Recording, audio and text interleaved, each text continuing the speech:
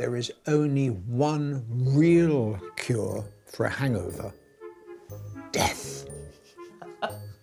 So, like a lot of you, I like a little bit of a drink from time to time. But that feeling the morning after, man, why did I text her? What was I doing? Who was I talking to?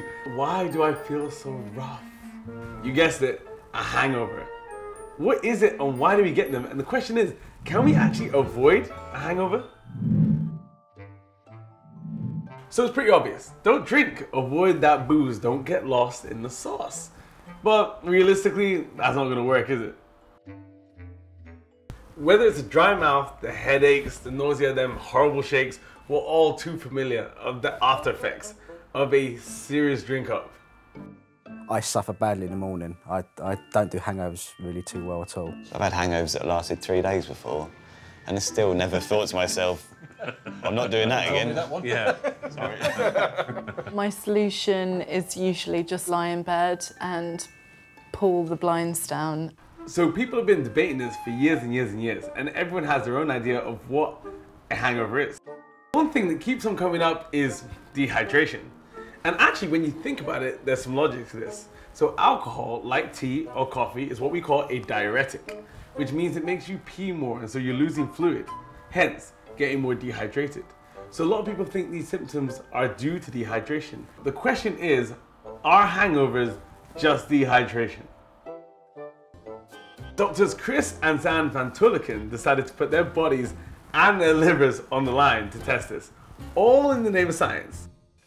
So here's what we're going to do this evening. You are going to drink the same amount of liquid as me. You're going to drink, for every vodka and orange I have, you're going to have an orange hopped up with a shot of water. So through the evening and all through the night, we're going to collect our urine. And I reckon we'll pee exactly the same amount. Are we going to collect the urine? Oh, well. Funny you should ask. Funny you should ask. We're going to use these. And before you guys ask me, no, do not try this at home. Come on guys, these are medical professionals.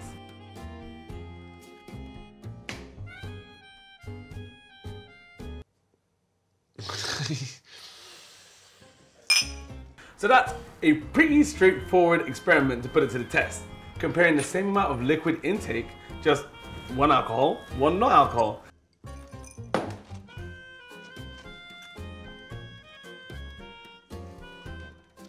There you go. I mean, 21 shots versus 3 shots? Surely there's only one winner, right? And we did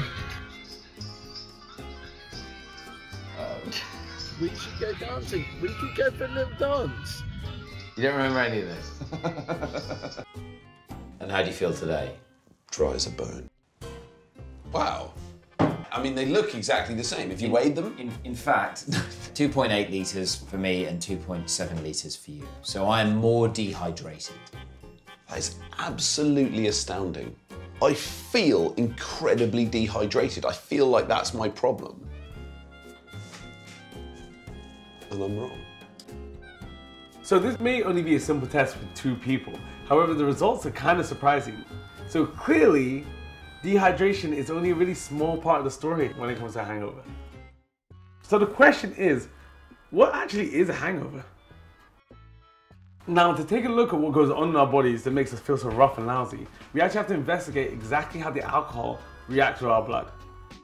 We find that the blood tests from the bin show that there is a lot of inflammation in the blood, a bit like having a very mild cold or a flu. And I think when people think about it, when you have a very mild flu, it feels quite a bit like a hangover. That inflammation can affect the brain and make you feel slow and have a headache and all the symptoms of a hangover. Inflammation is a sign that the body's immune system is actually reacting to something foreign. In this case, it's the byproduct of alcohol, acetaldehyde. When we drink large amounts of booze, our bodies respond to this nasty poisonous byproduct, the acetaldehyde, and actually act as if we're having a mild flu. And this is why we experience some of these side effects and symptoms. So if it's this chemical causing us all these issues, something that we can all break down, why do some people get worse hangovers? The question is, can we actually avoid a hangover? So we all know that annoying person the next morning that just jumps out of bed like a jack in the box. And you're asking yourself, do they experience hangovers like we do? Or are they just coping with it better? For that, we need to look at our genetics. Well, it turns out that we can all have quite different reactions when it comes to alcohol. After have pint, I'll start to feel the effect kicking in. My eyes get red, my arms, my neck gets red too. Continuous headache throughout the day. On any social event, I'll go out and I will have easily 4, 5, 6, 7, 8, 9 pints. No real hangover, no real effects. So alcohol is actually broken down in our bodies by an enzyme into acetaldehyde. That nasty stuff. Yeah, I know.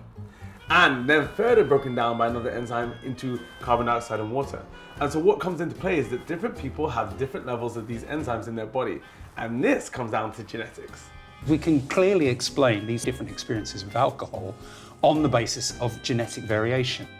And you can avoid many things in life, but you cannot avoid your genetics. Joe, this is where you have a variation in your genes that means that you don't get rid of the acetaldehyde, which is what we're seeing right now looking at you. So some people have lower levels of this enzyme in their body, so they have trouble getting rid of the acetaldehyde, the nasty stuff, and so experience the effects a bit worse. This is living genetics. This is a great example. And I think, what Joe's body is doing is telling him to stop drinking. And what we see in people with that slow gene is that if they carry on drinking through it for social pressures, despite the side effects, then they are putting themselves more at risk of liver disease.